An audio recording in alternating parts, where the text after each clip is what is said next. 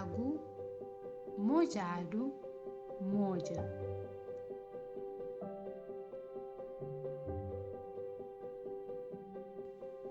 Água é um recurso natural muito importante para a vida na Terra, principalmente para seres humanos.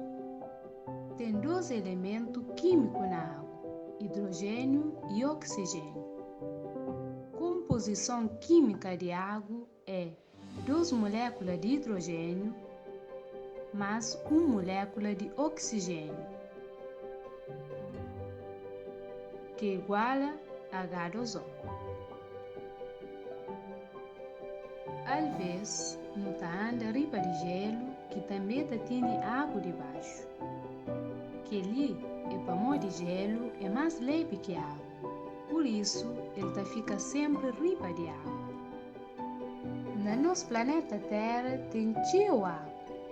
Cientistas falam, mas no nosso planeta tem uns 1 e 260 quintilhão litros de água. Mas na tudo que é litro de água ali, é só uns 2% que serve para não beber.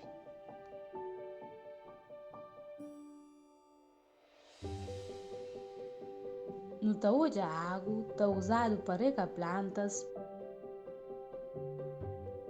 e também no taú de cheio água no rio da cor.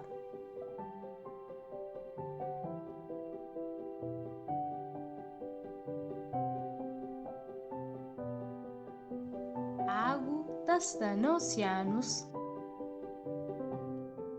no subsolo,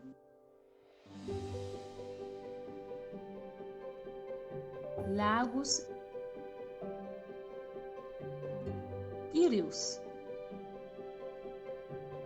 Quase 70% do planeta é coberto por oceanos que têm de profundidade uns 1000 metros, que ali representa mais ou menos 98% de água na Terra.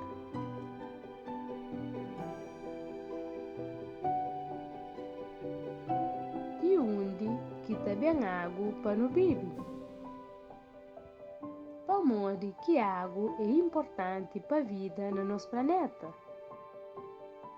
Para modo que é importante no guarda-água.